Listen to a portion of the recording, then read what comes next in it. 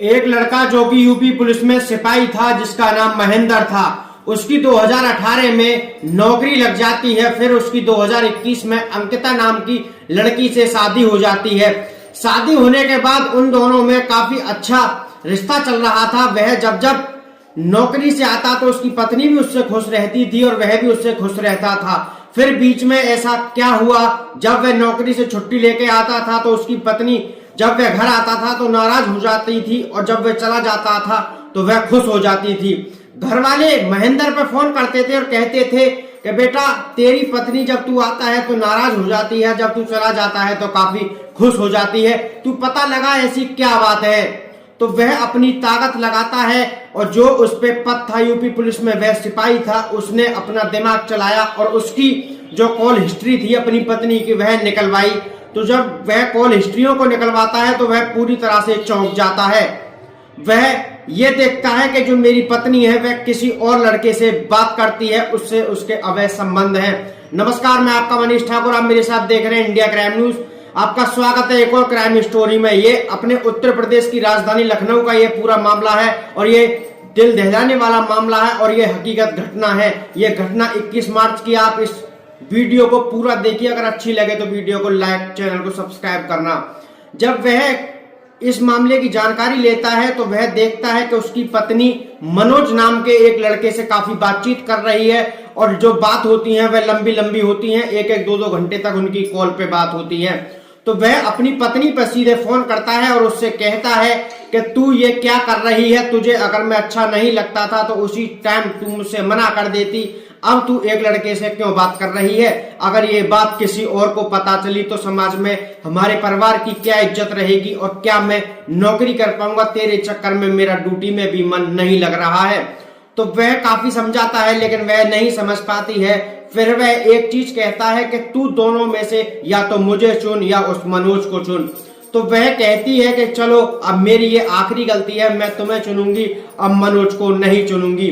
तो उसकी जो ड्यूटी लगी थी वह 2018 में भर्ती हुआ था। उसकी शादी 21 जून 2021 को हुई थी।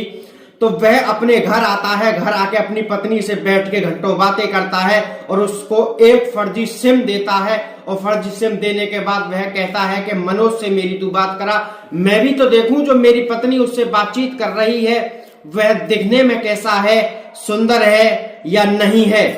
तो वह उसकी बात को मान लेती है और जो वह महेंद्र अपनी पत्नी अंकिता को फर्जी सिम दे के गया था और उससे कह के गया था कि जब भी तू मनोज से बात करेगी वह इसी सिम से बात करेगी और मुझसे बात करेगी तो पुरानी सिम से ही बात करेगी। वो कहती है ठीक है।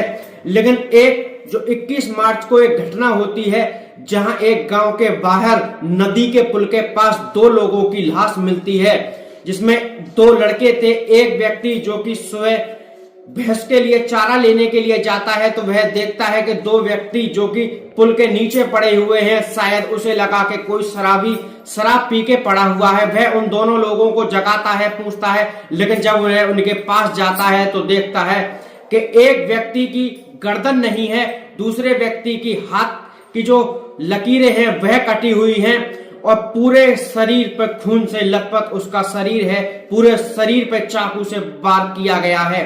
तो वह देख के डर जाता है और चिल्लाता है। तो जो और पास के लोग थे वह भी पहुंचते हैं, पुलिस को सूचना दी जाती है, मौके पर पुलिस आती है।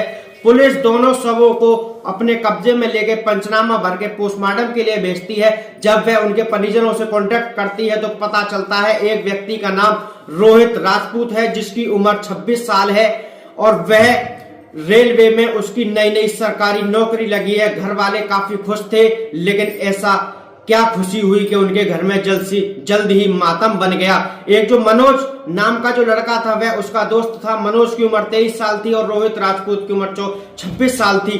वह जो उसकी प्रेमिका थी अंकिता, वह उस पर फोन करती है और वह उसे बुलाती है। उसे नहीं पता था। जब पुलिस इस बात की तफ्तीश करती है तो वह जब देखती है कॉल हिस्ट्री को जब निकाला जाता है तो जो रोहित के परिजन थे वह अच्छी तरह से पुलिस से मान जाते हैं, लेकिन जो मनोज के जो परिजन थे वह बात को नहीं मानते। वह उसकी लाश को रख के धरना प्रदर्शन करते हैं। मौके पर कई थानों की पुलिस आती है, आला अधिकारी भी मौके पर पहुंचते हैं, विधायक भी मौके पर आते हैं और ये बात योगी जी तक पहुंच जाती है। तो विधायक उनको समझाता है कि ये जो तुम्हारे लड़के की जो हत्या हुई है ये जल्द से जल्द इसका खुलासा किया जाएगा और जो तुम्हारे लड़के के जो आरोपी हैं उनको सख्त से सख्त सजा दी जाएगी। तो यहाँ योगी जी तक ये बात पता चलती है तो योगी जी जब पुलिस वालों पर प्रेशर डालते हैं, जब पुलिस पे प्रेशर पड़ता है तो पुलिस काफी बारीकी से तफ्तीश करती है। तो जब पता चलता है, जब मनोज की कॉल हिस्ट्री निकाली जाती है तो उसमें एक नंबर जो कि फर्जी आधार कार्ड से निकाला हुआ था, उसका कोई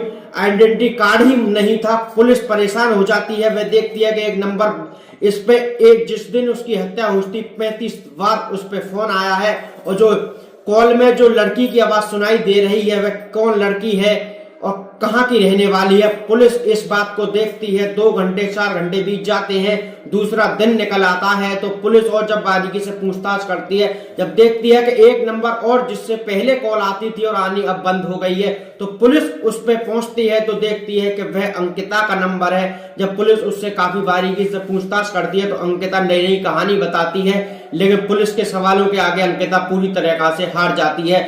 वह बताती है कि मनोज मेरा क्लासमेट था, मेरा दोस्त था और मैं इससे रिलेशनशिप में थी। हमारा रिलेशन जो है 5 साल तक चला था। मेरी 21 जून 2021 को शादी हो गई थी। महेंद्र जो कि यूपी पुलिस में सिपाही हैं। फिर उसके बाद एक मेले में मैं गई हुई थी, वहां पर मुझे मनोज मिल गया। मनोज से मेरा दिल दोबारा से जाग उठा, हम में दोनों में बातचीत होने लगी। लेकिन मेरे जो पति ने मुझसे कहा था कि मैं तुझे ये सिम दे रहा हूं और तू मनोज को बुला, तो मैंने उस दिन उसे 35 बार फोन किया था। मेरा जो पति है महेंद्र, उसके साथ उसके 3 दोस्त थे और उन्होंने उससे बातचीत की थी। मुझे आगे का कुछ नहीं पता। तो पुलिस जब महेंद्र को गिरफ्तार करती है, महेंद्र की जो ड्यूटी थी वो लखीमपुर खेरी पुलिस लाइन में चल रही थी, वहां से ट्रांसफर होकर उसकी ड्यूटी अयोध्या लग गई थी। अयोध्या से वह छुट्टी आया था जब उसने इस घटना को अंजाम दिया। जब पुलिस ने उसको गिरफ्तार किया तो उससे जब बारीकी से पूछताछ की तो महेंद्र अपना जुर्म कबूल कर लेता है और पूरी बात बताता है।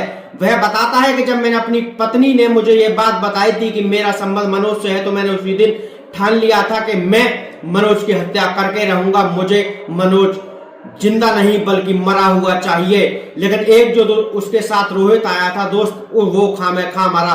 वो अपने दोस्त को साथ लेकर आया था। जब मेरी पत्नी ने उसको मिलने के लिए बुलाया तो पत्नी नहीं बल्कि मैं पहुंचा था। हम 3 दोस्त और थे। जब हमने उससे बातचीत की तो वह नहीं माना और वह कहता रहा कि मैं उसको नहीं भूलूंगा। तो मैं इतना गुस्से में आ गया, जो मेरे हाथ में चाकू था मैंने उसकी गर्दन काट दी और उसका जो दूसरा दोस्त था, मुझे उसका नाम नहीं पता, उसकी मैंने कलाइयां काट दी। उन दोनों के साथ काफी हमने मारपीट की और उनकी जान चली गई। हमें नहीं पता था कि उनकी जान चली जाएगी, लेकिन जो भी काम किया मैंने वह गुस्से में किया। मैंने सोचा था कि मैं हत्या करके अपनी ड्यूटी पे चला जाऊंगा। मैं पुलिस वाला हूं, मेरे ऊपर किसी को शक नहीं होगा और मैं गिरफ्तार नहीं होऊंगा और मैं ना ही पकड़ा जाऊंगा। आज पुलिस ने इसका खुलासा कर दिया है। अंकिता को पुलिस ने गिरफ्तार किया है और उसके पति महेंद्र को भी पुलिस ने गिरफ्तार किया है और 3 दोस्तों को और पुलिस ने गिरफ्तार किया है। ये जो अंकिता है, इसने इतना गंदा काम किया। इसने शादी से पहले उससे संबंध बनाई, शादी के बाद भी उससे अवैध संबंध बनाए। अगर ये उससे संबंध नहीं बनाती तो शायद आज वो दोनों लोग जिंदे होते और इसका पति भी बचा रहता और इसका घर भी चलता। और इसके जो पति के 3 दोस्त थे वह भी, तीनों दोस्तों के घर बर्बाद हो गए।